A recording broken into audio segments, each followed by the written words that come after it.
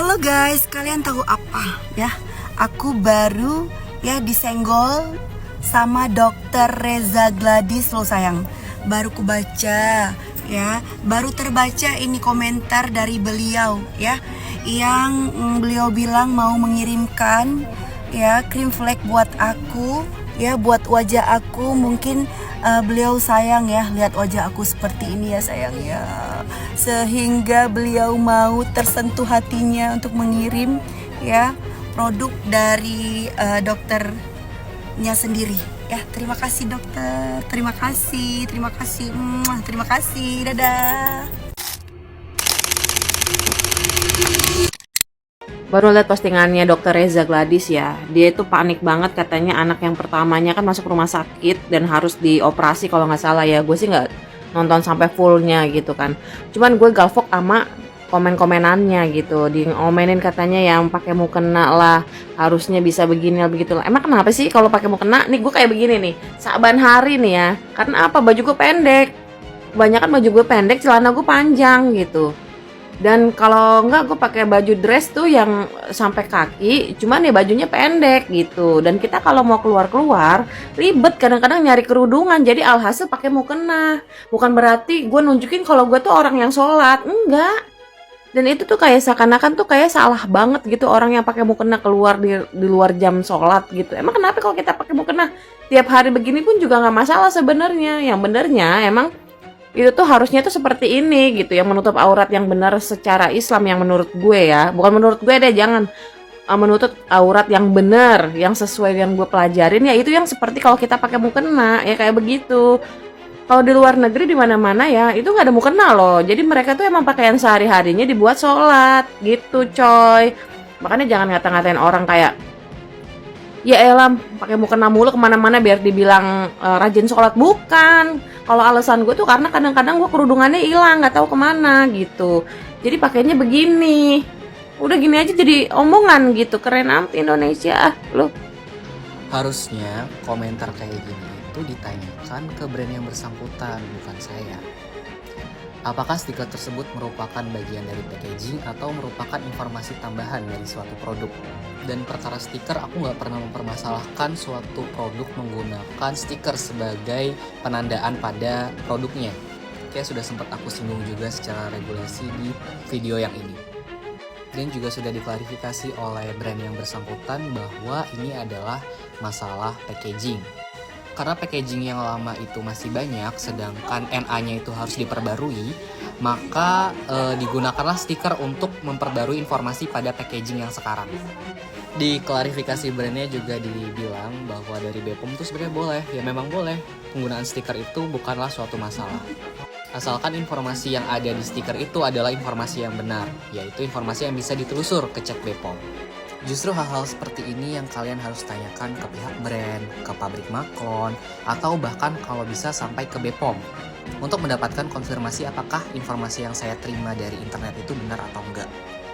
Aku kok jadi ngerasa bahwa kalian itu emang sengaja cari-cari kesalahan dari brand owner yang lagi berkonflik sekarang, yang sebenarnya nggak ada masalah sama sekali di brandnya.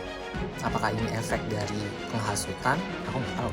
After aku zuran sayang ya, after aku zuran nanti aku bakal balik lagi nemenin kalian semuanya, oke? Biarin, emang kenapa? Ya, biarin ya.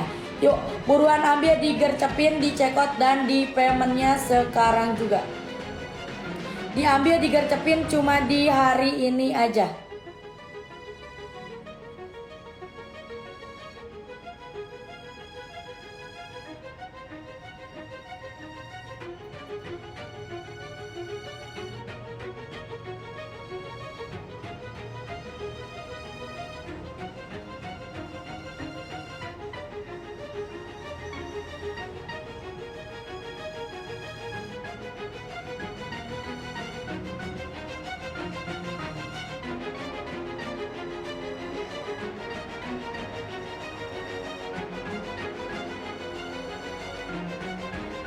Ya, oke. Aku nanti bakal balik lagi nemenin kalian semuanya di jam-jam berikutnya ya.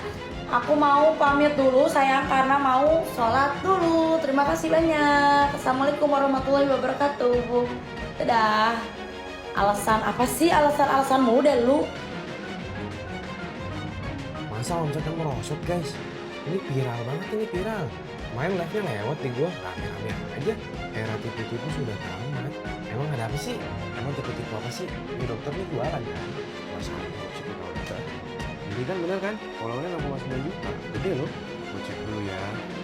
Oh, gokil. Masa segini sih?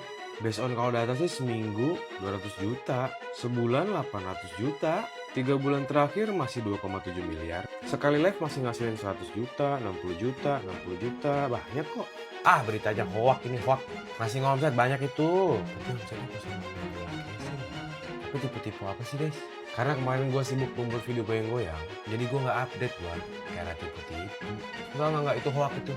Masa iya kalau data 6 juta setahun gue ini bohong? Udah 7 juta setahun aja. Untung gue cuma 6 juta. Tapi tahun depan gue ada koordinasi. Enggak lah ya, berita-berita jangan begitu aja. Nulis hoak, jangan nulis tipe-tipe. Bantuin dong, gue nggak update nih. Selangkah lagi persidangan kasus 4 liter ini tuh bakal kelar guys, karena udah mau putusan. Di persidangan kemarin, terdakwa itu moodnya itu masih berubah-ubah ya guys ya. Kadang bisa marah, bisa nangis, bisa velocity gitu. Tapi aku tuh nggak mau bahas mood dari terdakwa. Aku tuh mau bahas yang terdakwa bilang kalau JPU itu fitnah. Karena followers dari Reza Gladys tuh lebih banyak daripada si terdakwa. Gini ya guys, menurut aku JPU itu nggak mungkin fitnah. JPU itu bicara pasti sesuai fakta dan bukti yang dia pegang. Dan kita tuh juga bisa cek guys followers siapa paling banyak. Dan itu tuh jomplang banget loh followers terdakwa sama followers si DRG gitu. Tapi kenapa si terdakwa itu bisa bilang kalau followers dari si DRG itu lebih banyak daripada dia. Tapi ya begitulah ya guys ya, si terdakwa itu emang pinter banget buat ngeles. Dari chat-chatnya juga yang dibacakan JPU pas di persidangan kemarin, itu ada aja jawaban dari terdakwa untuk ngeles. Tapi inget guys, JPU itu tuh gak bodoh. Mereka itu orang yang pintar dan berpendidikan gitu. Gak gampang dibodoh-bodohi dengan ngelesnya si terdakwa itu. Enggak 3, 2 itu say ya. Kusam ada flag. Oke, berarti yang aku pakai dulu ya, facial foam Dermagloss Extra Glow ya. Oke. Nih, aku punya facial foam. Kenapa dinamakannya foam? Karena dia di dalamnya sudah ada washnya. Karena dia di dalamnya sudah ada foamnya. Jadi kayak kamu bikin wipe kue tuh, dia udah pada saat dipencet dia udah ada wipe kuenya. Jadi kamu nggak harus diairin lagi. Betul. Ya. Dia kenapa kulit kusam dan flek? Aku jelasin di situ sudah ada, di sini sudah ada hero ingredientsnya adalah hyaluronic acid.